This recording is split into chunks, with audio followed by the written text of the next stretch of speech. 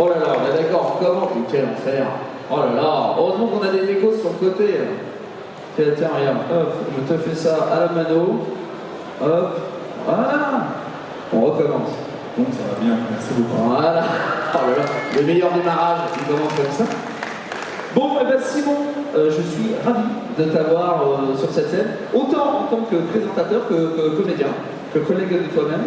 Ça me fait vraiment très très plaisir de t'avoir. Ben, je t'en prie, installe-toi. Rapidement, avant qu'on commence l'interview avec Simon, comme pour tous les autres, si vous avez une question, etc., je vous invite à rejoindre Anaïs, qui est juste là. Anaïs, lève la main. Nous allons en prendre 5-6 des questions pareilles. Si vous avez des questions, etc., oui, n'hésitez pas, vas-y, je vous en prie. Je vous laisse faire. Moi, je vais directement avec Simon. Et on s'installe gentiment pour Visitor. Alors, cette série, Visitor, d'où vient-elle? Parce que c'est toi qui vas ouvrir finalement le bal avec Warner Bros. En mode première série, donc première pierre à l'édifice. Alors, comment s'est fait cette collaboration? Ça s'est fait comme un mariage presque cohérent entre... moi, j'ai été bercé par leur film pendant mon enfance, et toute cette culture-là m'a bercé et a forgé mon amour pour les histoires à l'image. Donc, ayant grandi avec ces images-là, quand eux cherchent une série en France et que je leur propose un projet qui, mine de rien, a été inspiré par cette culture-là, je pense qu'ils le sentent. Je suis produit par Making Prod, par Stéphane Bouet, même génération que moi aussi. On a cette espèce de truc maintenant de se dire maintenant on va être libre de raconter les histoires qu'on veut, dans des univers qui nous ont bercés, qui sont chaleureux pour nous. Et c'est vrai qu'un diffuseur comme Warner s'est avéré assez évident tout de suite. Autant il y a des diffuseurs pour des projets comme ça qui disent mais jamais de la vie pour crever de faire un truc comme ça. Et il y en a comme eux qui disent c'est ça qu'on voulait. Bah, c'est surtout qu'en France, la science-fiction, faut pas se mentir, c'est pas clairement notre cheval de bataille. Non, c'est pas du tout même. Et même s'il y a des petites tentatives, ça reste la science-fiction et le genre reste un pari. Mais on en parle comme un pari tout le temps en se disant on sait pas, on verra, on a d'autres trucs plus mainstream qui marcheront et qui vont apporter de l'argent, donc on peut tenter un truc un peu chelou une fois de temps en temps. Et souvent, comme on tente du bout des doigts, et ben, ça fait des projets qui sont peut-être pas souvent assez assumés. Et là j'ai de la chance d'avoir des diffuseurs qui m'ont dit fais, vas-y à fond, qui me posaient des questions, quand j'ai trouvé ça pas assez clair. C'est la première fois que je travaille avec un diffuseur qui est une partie de l'équipe, qui n'est pas un obstacle à faire un truc qu'on a envie de faire. C'est les gens qui ont compris, perçu ce qu'on voulait faire et qui, tout le processus de création, ont été comme des équipiers avec nous jusqu'à l'affiche, jusqu'au bout de l'avant-première. On est une grande équipe et c'est la première fois que chaque personne qui a une bonne idée pour la série fait monter le projet en cohérence avec ce qu'il est profondément. Bah, c'est vrai que moi j'ai des copains qui voulaient aller au Grand Rex par exemple pour leur première, ils se sont battus. Et là, c'est pour dire que vraiment cette série a un vrai mouvement. Bon, faut dire qu'avec Aéroport, tu avais déjà marqué les esprits. Donc là, c'est un peu la deuxième. Quoi. Là, on a vécu une histoire très forte avec Aéroport parce qu'il y avait une communauté qui s'est battue pour que la série perdure, reste, aille jusqu'au bout. Je pense qu'au-delà de la série en elle-même, je pense qu'on a vraiment eu des gens avec nous qui étaient heureux de soutenir un projet de genre différent, parce qu'à l'époque, on était quasiment les premiers à faire des séries hors les canaux historiques. Mais la télé, alors maintenant, il y a les plateformes qui sont quand même des grosses machines aussi. Et c'est vrai que Warner se positionne comme étant un autre guichet de diffusion qui a une autre culture encore que la plateforme ou la chaîne classique de télévision. C'est encore une autre manière d'aborder la fiction et la création. Donc j'espère qu'il y a une attente, oui, j'en serais ravi, et que la série est une belle et longue vie. Nous, on a appris aussi depuis 10-15 ans à ce métier encore plus précisément. On s'est amélioré et je pense que c'est un projet abouti et qui rend hommage à cette culture-là que j'aime profondément, qui a été mes parents de substitution dans mon enfance et mon adolescence. Et j'y rends hommage en ayant envie d'y faire vraiment des personnages qui évoluent. Bah, tu vois, et moi c'est ça que j'aime à la fois chez toi et surtout dans la série. J'ai vu les 2 premiers épisodes, donc je peux en parler un petit peu. C'est que quand tu abordes la pop culture dans la série, je sens que tu ne triches pas.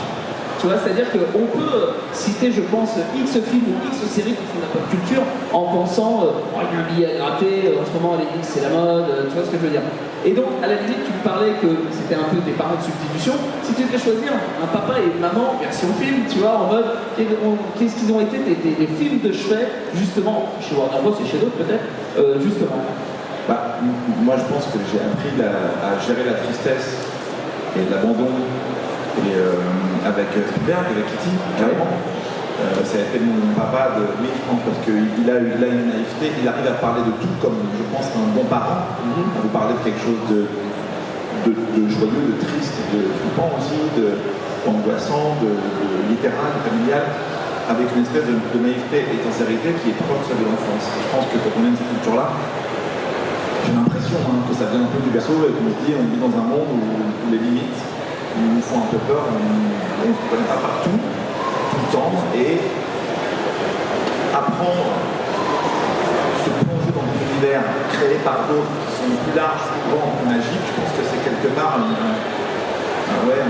prolongement de l'existence dans de l'imaginaire. C'est ça que j'aime dans cette culture-là, moi. Donc Spielberg évidemment, et puis après il y a du X-Files, il y a du Gremlins, j'aime bien les créatures écrites en vrai, dans CG, j'ai des créatures qui attaquent, on avait vraiment sur le plateau. J'imagine. Ouais. Bah oui, parce que aujourd'hui c'est vraiment devenu, comme tu dis, une institution absolue on est devenu une part de marché. Ouais. Les vieux. On était les ringards d'hier et on est les bonnes capables de faire. Exactement, c'est nous qu'on. Voilà, en fait, il y a beaucoup d'argent dans les projets, toujours des effets spéciaux, et ça enlève souvent des parties prises en scène qui sont juste de suggérer ou de mettre un truc qui se passe la nuit, de voir un monde qui passe, et ça suffit pour rêver en fait pour nous, pour se dire mais qu'est-ce qui se trame dans cette histoire-là. Quand on montre tout en frontal, en numérique, ça perd un peu d'âme. C'est vrai que là, j'ai des vraies créatures, des vraies matières, des vrais trucs qui coulent des arbres, des vrais slimes, tout est vrai. J'ai évidemment aussi du numérique, parce qu'il en faut, mais ce que je retiens aussi, c'est que c'était une époque où il n'y avait pas forcément les moyens de technologie pour pouvoir raconter des histoires fantastiques et que ça les poussait à être inventifs et à parfois arriver à faire suggérer des choses avec un bout de truc bricolé qui, filmé rapidement et sur un mouvement de caméra bien pensé, nous faisait imaginer que c'était la créature divine. Mais c'est un peu, et c'est là peut-être pour te rejoindre sur Spielberg, c'est un peu à l'image de ce T-Rex, en soi qui a été fait réellement en CGI, enfin comme CGI justement au contraire en animatronique. Ouais, en animatronique. Mais comme bien sûr, et on a eu comme son requin aussi qui était en panne. Oui. Et qui n'a pas marché, et au final, l'enfer, les dents de la mer. Ça a donné un des films les plus ventes les mieux réussis, parce que justement, la menace cachée, on en voit juste un bout, et c'est ça en fait, qu'on aime bien aussi, c'est quand on vient d'expliquer un peu l'imagination. Et c'est vrai que j'ai réétudié Gremlins le premier, pour voir à quel point tout se fait par de l'invention, par des bouts de ficelle, mais juste de l'imagination réelle et absolue, une équipe pour faire croire à un truc qui n'existe pas. Ça, je trouve que c'est un terrain de jeu qui est formidable, et faire ce métier comme ça, c'est formidable. Mais d'ailleurs, pour rester sur un brin de technique, et après, on reviendra peut-être plus sur l'histoire, est-ce que tu as utilisé les écrans qu'on pouvait utiliser dans Mandalorian pour faire justement des effets comme le vaisseau, des choses comme ça? Il y a un studio en France qui fait ça, qui est à Martigues, je crois, que je dois visiter d'ailleurs, pour le projet, mais non, parce que c'est une préparation incroyable. Mais j'avoue que c'est une révolution. De fou. C'est pas forcément moins cher, mais c'est quand même une révolution. Mais pour le moment, on va dire que les énormes multimilliardaires peuvent se le permettre parce que ça merde souvent et que c'est compliqué, mais ça nous ouvre des portes vers quelque chose de... Moi, j'ai fait ça à l'ancienne, mais vraiment. Est-ce que tu as tourné en pellicule? Non, j'ai tourné avec des optiques anamorphiques, des optiques de cinéma, des années 90, qui étaient traitées contre les flares. Alors qu'aujourd'hui, on en recrée des faux. Moi, j'ai des vieilles optiques qui ont des déformations, une zone de flou un peu aléatoire, et ça crée un petit... Voilà, un petit... ça sent un peu le vieux public, quoi. Voilà. Alors, je continue un peu sur la technique parce que vraiment on est parti là-dessus. Justement, quand j'ai regardé la série Visitor, je me suis dit, c'est pas possible, c'est pas tourné par des Français, parce qu'il y a vraiment une patte américaine. Et je me suis dit, ayant vu Aérocorps par exemple, je me suis dit, est-ce que c'est Warner Bros qui a amené cette patte américaine, ou est-ce que c'est toi qui as eu, et t'ont donné plus de moyens peut-être avec Warner Bros, et qui a pu réaliser une série qui a finalement cet esprit X-Files, comme tu disais, où vraiment on aurait pu mettre ça dans un préjugé du samedi soir et ça serait passé comme il est à la poste. Alors moi j'ai créé un monde, une ville qui n'existe pas dans cette série, dans laquelle il se passe plein de choses. Et c'est un mélange effectivement d'imagerie nord-américaine, mais aussi il y a aussi du Japon, j'entends. Il y a aussi de l'Europe du Nord. C'est un mélange de plein de choses que j'ai aimé voir, que je trouvais poétiques, jolies ou graphiques, visuellement, et qu'on a remémoré dans une ville créée de zéro. Et c'est pas Warner qui amène ça, c'est le fait de bosser pour Warner qui fait pouvoir le faire. Parce qu'à aucun moment ils disent mais on est où? Les gens vont être perdus. Non, les gens vont pas être perdus, les gens vont les prendre par la main. Raconter une histoire aux gens, c'est vraiment se lever et dire voilà, dans tel monde il se passe ça. Voilà, et si on le fait en faisant attention aux gens à qui on raconte, je pense qu'ils vous suivent en fait. Et d'ailleurs j'ai appris, ça fait tourner à Reims. Oui, dans une base militaire. Mais c'est quand même fou parce que quand vous allez voir la série, et en fait que ça a été tourné à Reims, et ben je peux vous dire que c'est bluffant de dire que c'était tourné à Reims. On a eu la chance d'avoir une vieille base vide, désaffectée, et on a tout pu faire de zéro. Même la place principale de la ville, c'était un carrefour pour aller de la caserne à je sais pas où, et dedans il y avait tout, il y avait une prison, il y avait une grande pompier, il y avait tout, c'était incroyable. C'est une source de décor incroyable. Et c'est vrai que j'adore pour le coup, créer une histoire, que ça se passe dans un endroit qu'on ne peut pas reconnaître. Voilà. Si c'est en bas de chez moi, j'ai du mal à rêver, j'ai du mal à voyager. Voilà. Et je parle de choses extrêmement humaines toujours, des problématiques que je traverse moi en tant qu'être humain, mais j'aime bien que le décor soit un peu spectaculaire et hors de ce qu'on connaît. Ah bah, en tout cas, moi personnellement, j'ai été bluffé. C'est-à-dire que quand j'ai cherché l'info, si c'est pas possible, pour les States, etc., j'ai fait, ok, bon, bah, ils m'ont bluffé. Ils ont été bons. D'ailleurs, on peut revenir maintenant sur la série. Je regardais créateur, scénariste, réalisateur, acteur, tu es sur tous les ponts. Comment tu es? Ben, déjà, je suis entouré de plein de gens. Il faut vraiment savoir qu'une série ne se fait pas seule, ça n'existe pas. N'importe quel projet ne se fait pas seul, on est entouré de gens toujours. Moi j'ai un directeur artistique, le poste qui souvent est dénommé art designer dans les trucs américains. Ouais. Et c'est vraiment un directeur artistique plus avec qui on discute de tout, on imagine tout ensemble, et lui fait le relais entre les différents chefs de poste. Je suis acteur, je joue avec des gens formidables, des partenaires formidables, et je regarde les films avant de modifier les choix. Je fais tout parce que je me dis que un projet part d'une idée comme une lubie, quelque chose d'un coup. On pense à un truc, on voit une scène, on voit un univers, on voit des gens, des personnages, on se dit voilà, ça pourrait être ça. Et c'est vrai que quand on n'est pas énormément dans le processus de création, on reste fidèle à cette espèce d'impulsion qui est là. Mais je suis entouré de gens, tu parles des décors, mais j'ai une chef déco qui est incroyable. Ah bah ça. Un directeur artistique qui est incroyable. Et chez Fop, voilà. Fou. Et en fait, c'est tout ça. En fait, mon métier, après, ça va un peu sur l'histoire qu'on raconte, mais c'est vrai que c'est trouver des gens qui vont amener leur talent à tous les postes techniques et artistiques, qui vont agréger leur talent au service du projet. Et c'est vraiment comme ça qu'on fait des projets de ce style-là. Ça n'existe pas sans ça. Et puis, parfois, la force des choses fait que si tu as plus de temps, si tu as plus de budget, si tu as des trucs, eh ben oui, peut-être que j'aurais pris d'autres gens pour écrire plus longtemps. Je sais pas, en tout cas là, c'est pas un truc que je vise absolument dans ma vie, de faire tout seul, parce que déjà c'est pas tout seul, et parfois c'est reposant, et ça amène les projets plus loin que de collaborer. La collaboration dans ce que je fais moi, avec des gens qui ont compris ce que tu as envie de faire et qui t'amènent eux ce qu'ils sont, c'est ça qui emmène les projets beaucoup plus haut. Oui, bah c'est sûr que tu fais bien de le rappeler, très souvent on manque de le dire, c'est que derrière il y a forcément une équipe en soutien, et que ce soit à la fois devant et derrière la caméra. Et d'ailleurs, si tu devais, alors c'est peut-être une question un peu triviale, mais si tu devais choisir entre devant et derrière la caméra, toi tu choisirais quoi? Quel est ton poste de cœur? Si je devais choisir, je dirais derrière. Derrière la caméra? Oh, sur le caméra. Mais après, j'adore écrire des histoires que je peux jouer. Et ça parle beaucoup de. C'est toujours. Enfin, je m'en rends compte après, et que mes proches me le disent, mais c'est vrai que c'est un peu empreint de mélancolie toujours. Ce que je fais, je crois que j'aime bien exorciser la mélancolie que j'ai en moi. Parce que c'est pas de la tristesse ou de la dépression, c'est une mélancolie. Comme si je trouve que ma génération, on est tous empreint d'une forme de mélancolie. Et on négocie avec. Oui. On ne se laisse pas. Surtout que récemment, on était vraiment dans des périodes compliquées. Et on négocie avec. On raconte des histoires où les gens comprennent des choses, avancent, évoluent, trouvent leur place, aiment, se désaiment, et puis vont ailleurs. Et donc j'aime bien jouer ça, ouais. Parce que je trouve ça hyper agréable d'aller sublimer ce qu'on a en nous dans une discipline qu'on aime bien. Mais d'ailleurs, tu dis justement raconter des histoires, en créer.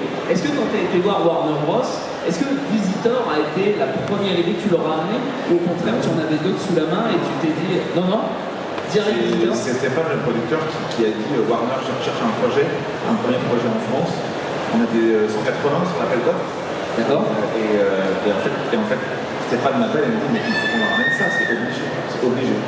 Et c'est pour ça que je parlais d'un mariage compréhensible ou logique quelque part, c'est que il y a un cousinage dans ce que j'aime faire, dans ce qui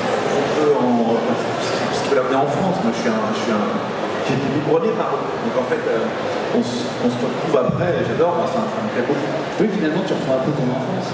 Ouais, c'est ça. Et tu y ajoutes une pierre en mode oh là là, quand j'étais gamin, j'aurais voulu faire ça et maintenant j'ai le droit de le faire. Surtout moi, mon personnage doudou, c'est Batman, parce qu'on parle de sublimation et de ce que c'est que de traiter le côté sombre, le côté noir, le côté cassé, les côtés morts qu'on a en nous, justement de négocier avec, de le gérer, de s'en occuper. Et grâce à Warner, j'avais plein d'accès à des licences. J'ai une boutique de jeux vidéo dans la série. Et j'avais le droit de mettre en décoration Batman, Kremlins, même du Harry Potter, j'avais accès gratuitement à plein de licences à eux. Donc ça.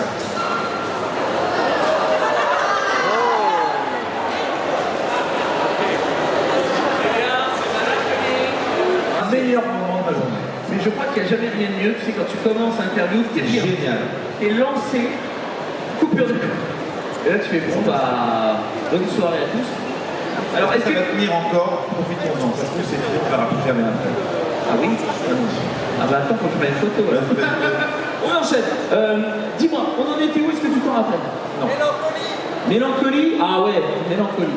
Très bon démarrage. On va prendre une autre question. On va parler des comédiens. Parce que moi, c'est ce que j'aime surtout dans ton travail, c'est que tu fais appel à des comédiens et surtout, c'est des esprits de famille, tu vois, que je vois à l'écran, que ce soit sur Aéroport ou que ce soit sur Visitor. J'ai l'impression vraiment déjà de voir presque les mêmes visages parce que tu fais énormément de changements dans Visitor par rapport à Aéroport, mais tu as gardé quand même quelques copains d'Aéroport et à chaque fois je me dis, ça c'est, tu vois, la famille qu'il a choisie. Oui, après moi j'aime pas forcément les clans fermés, ça me fait un peu peur, ça fait un peu fermé. Ouais. Donc j'aime beaucoup faire venir plein de gens nouveaux, parce que dans ce métier on a la chance de rencontrer plein de talents tout le temps à chaque projet. Donc voilà, forcément c'est aussi le reflet de ça, c'est plein de copains qui sont venus, que j'ai rencontrés entre temps depuis 10-15 ans que je fais ce métier. Et c'est vrai que j'aime beaucoup les acteurs, j'aime profondément les acteurs. Et tous ces acteurs-là amènent ce qu'ils savent faire, leur talent à la partition qui leur est donnée. Et c'est vrai que oui, c'est pareil. C'est des gens qui viennent de plein d'univers différents. On a Florence Morequet qui vient du Bureau des légendes, du cinéma d'auteur. Il y a les copains du Palmacho, il y a sa mère, il y a Damien Jouro, Tiffaine Davos. C'est plein d'univers différents et on s'est tous mis autour de la même table. Et on s'est accordé comme un orchestre. C'est vrai que c'est hyper agréable. On est archi respect en fait. et plus je pense que c'est riche. Bah, c'est vrai qu'en plus, là, tu as su mélanger, comme tu le dis, plusieurs univers entre, des fois, les gens qui font un peu du cinéma traditionnel ont tendance à vouloir éviter tout ce qui est séries, web-séries, etc. Et là, tu as réussi, toi, à faire venir à la fois des gens d'Internet et des gens, ça c'est pas le match de compagnie, des gueules, et des gens du cinéma pour faire Visitor. D'ailleurs, quand tu écris, par exemple, Visitor, est-ce que tu as déjà en tête des comédiens quand tu écris les personnages, ou est-ce qu'au contraire ça vient et après tu te dis bon maintenant il faut trouver le comédien? Assez peu le thème. Assez peu. Non, j'en avais très peu en tête. Il y avait Delphine Barry que je trouve formidable, mais après non, si, ben, c'est pas. Je préfère écrire un personnage et l'imaginer dans ma tête. Voilà. Et après, il y a une étape où on le projette et une espèce de, on crée une espèce de toute famille. Et on se dit, voilà, il faut que ce soit cohérent, il faut que ce soit donne envie d'être avec eux, parce que les personnages dans une série, c'est vraiment des gens concrets. C'est pas juste des personnages qui ont une histoire terminée comme dans un film, c'est des gens qui, potentiellement avec qui on va naviguer et évoluer pendant des années. Voilà, il faut que ce soit des gens, moi, avec qui j'ai envie de vivre, parce que les personnages, tu les écris et puis. Tu tournes avec eux pendant 40 jours, c'est toujours des bons choix à faire. Voilà. T'as envie de les voir évoluer, t'as envie de les voir se planter, réussir, se poser des questions, enfin voilà, que ce soit des gens inspirants sur le long terme. Et justement, en parlant d'acteurs, est-ce qu'à un moment donné, tu as eu une scène, un moment dans la série, sans spoil j'imagine, dans la série, où tu t'es dit, oh là là, qu'est-ce qu'on va galérer à faire cette scène, c'est vrai qu'elle est vraiment... un moment difficile, tu vois. Non, il y a des complications sur les tournages. On dit souvent que les enfants, les vieux et les animaux, c'est compliqué. Oui. C'est vrai. Mais c'est vrai. Je pourrais quand même rajouter le slime. Ah oui, le slime. C'est le truc qui doit couler au bon débit, au bon moment, avec un mec qui est sur un escabeau, c'est compliqué. Ouais, le genre de flodeur un peu là. Ouais, c'est compliqué. Mais en fait, quand on fait des trucs de genre, avec des effets spéciaux, avec que ce soit numérique ou réel, ça demande de la préparation et voilà. Tout ce qui demande de la prépa, c'est compliqué. Oui, c'est tout de suite un peu plus technique. Mais au final, le tournage d'une série, un tournage, ce n'est que essayer de créer un moment suspendu où tout le monde est accordé et joue la partition techniquement et artistiquement. Donc ça reste notre métier de se dire à chaque prise, il faut qu'on soit tous au bon moment, bon en même temps. Oui. Voilà, donc c'est plutôt grisant que angoissant. Oui, même quand tu es avec des acteurs, c'est vrai que c'est toujours ce petit plaisir. Toujours. Alors, juste avant qu'on enchaîne, je vais me retourner vers les questions publiques. Tout à fait. Alors, Anaïs, est-ce que nous avons déjà la première personne? Eh bien, c'est parti, bonjour mademoiselle. Bonjour. Un petit aparté pour vous faire un énorme merci pour le record. Merci à toi. Je bonheur en bas, je me dis à la fin. Et je rebondis dessus donc avec Visitor. Qu'est-ce que vous voyez pour l'avenir en dehors des futures saisons de Visitor? Est-ce qu'il y a des films qui vous viennent avec Warner ou avec autre chose en termes de réalisation? Des projets que vous auriez éventuellement avec ce que vous avez accumulé comme expérience sur le set Alors j'avoue que maintenant je ferai des séries courtes et plus des séries très longues pendant 5 saisons et 10 ans comme j'ai fait avec les records, parce que c'est vrai que je pense que la narration a évolué et que maintenant les gens ont l'habitude de voir des séries et de comprendre exactement des trucs qu'il fallait avant qu'on explique beaucoup et qu'on comprenne nous aussi beaucoup avant de l'écrire. C'est-à-dire qu'il y a des sauts dans le temps, du flashback, on revient on peut être plus complexe, nous, parce qu'on a éprouvé cette écriture-là, et les gens comprennent exactement là où on les emmène. Donc je pense que je fais une saison de Visitor, ce que j'aurais pu faire en plein de saisons avant, il y a 10 ans, d'une série. Donc pour moi, c'est une série courte, donc pas pendant 10 ans. Après d'autres projets de réel avec Warner qui m'appellent, avec plaisir. Moi, je suis ultra chaud, je les kiffe, vraiment. J'ai d'autres projets de théâtre là, pendant un an. Rien à voir avec du genre, j'ai pas de carreau, voilà, ça parle d'angoisse et de tourment. Sachant que tu viens de terminer le discours. Voilà, j'ai fini ça il y a 10 jours, et c'est très drôle aussi, voilà, c'est un mélange de quelqu'un qui sublime ses tourments. Oui, le cinéma après, je pense aussi, oui, en écriture. Mais genre, pas genre. En tout cas, oui, le genre, pour moi, c'est réconfortant. C'est ma base. Voilà. C'est là où je le donne naturellement. Mais j'aime bien aussi maintenant, et je crois que j'assume maintenant, vieillissant, entre guillemets, pouvoir être n'importe où, dans n'importe quel genre, n'importe quel ton, n'importe quel style. Merci à toi. Merci à toi. Et on enchaîne tout de suite avec une deuxième question. Bonjour mademoiselle. Bonjour. Pour votre personne, merci pour HeroCorp. Avec plaisir. En fait, ma question était la même que notre personne, donc je ne sais plus quoi dire. Donc, si vous avez une anecdote ou quelque chose d'intéressant à raconter, ça sera ça ma question. Alors dans ta vie, est-ce que tu fais une anecdote? Je vais reprendre une anecdote qui était pas mal de Tiffany Davout qui joue ici, dans la série. C'est qu'on a tourné en plein Covid ce film. Et il y a une séquence où on doit lancer des cocktails Molotov sur une vitrine. Et en plein Covid, on avait un référent Covid sur le plateau. Son travail était entre autres de nous mettre du gel hydroalcoolique sur les mains, du matin au soir. Et au moment de tourner une séquence avec des vrais cocktails Molotov allumés, le mec s'est dit avant, rincez-vous les mains. On avait les mains pleines d'alcool en tenant des bouteilles enflammées à la main. Et on s'est rendu compte en le faisant. Voilà, c'est un très très bon souvenir pour tout le monde. Tout le monde va bien, bien sûr. On va dire que oui. Juridiquement, je dois répondre oui. Il y a des assurances, ok. Ah. Merci, excellent t-shirt au passage, The Event, je vois, personne de qualité. Merci à toi. Troisième question. Bonjour. Bonjour. Merci d'être là déjà. Plaisir. Et moi, j'aurais voulu savoir si on allait revoir le clan des petits pédestres complet au cinéma un soir. Je n'en sais rien. En tout cas, cette aventure pour moi a été un moment hors du temps pendant toutes ces années. Avec Aurélien, ça a été merveilleux. Merveilleux. Ce projet était merveilleux. Ce qu'on a vécu était merveilleux. Et c'est vrai que le succès du film me rend très très heureux. Je pense que c'est mérité, au-delà de mérité. Voilà, et que Alexandre a ouvert une brèche pour plein de gens en France. Et je ne sais même pas si les gens s'en rendent compte parfois qu'ils ont repris ce ton-là, cette manière-là de désenchanter un peu les...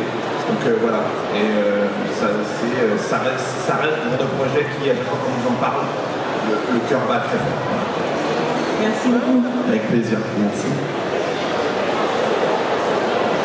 Bonjour. Bonjour. Moi, c'était pour savoir s'il y avait un projet de BD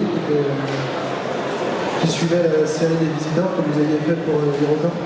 Alors HeroCorp, ça se prêtait beaucoup parce que les BD étaient les archives dans la série. Donc c'était vraiment évident pour nous. Là, a priori, non, parce que c'est pas l'univers. Mais à l'époque, il avait fallu beaucoup se battre pour faire des produits dérivés mais cohérents avec, voilà, parce que c'était une autre époque. C'est vrai que maintenant, j'ai des partenaires qui, je pense que si d'un coup, on a une belle idée d'une narration dérivée sur un autre support tiré de la série, là, je suis convaincu que Warner TV m'accompagnera, parce que voilà, c'est plus leur culture à eux. Mais la BD de ça serait pas forcément repris.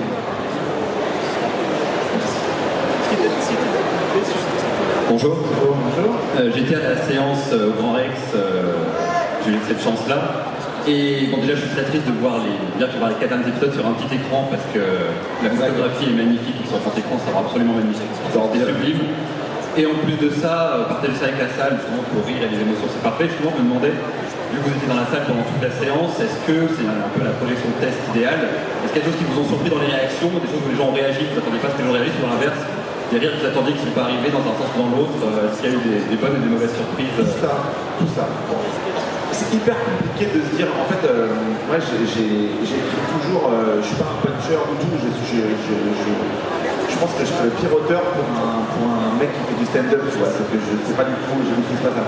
Donc en fait j'installe un ton, un univers, et puis après les gens n'adhèrent pas, et c'est vrai que les gens s'approprient toujours ce que tu fais.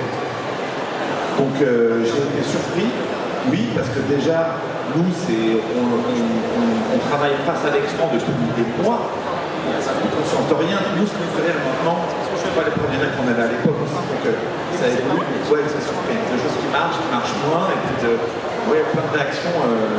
C'est un moment tellement agréable de se dire je s'écroche de moi, de dire que maintenant c'est plus à moi, c'est aux gens. Donc c'est des moments qui sont. Mon émotion, c'est des pics, c'est assez fou à vivre, mais c'est au Grand Rex, dans une salle aussi grande, mythique, avec l'écran aussi grand, et c'est fou. C'est un cadeau qu'on s'est fait tous, et les gens étaient là, c'était merveilleux. Il y a des gens de Warner quelque part, diffuser les 4 derniers. Au Grand Rex, parce que. Alors ils sont juste là-bas, ils sont là-bas, ils sont à 80 ans. ça reste un petit budget.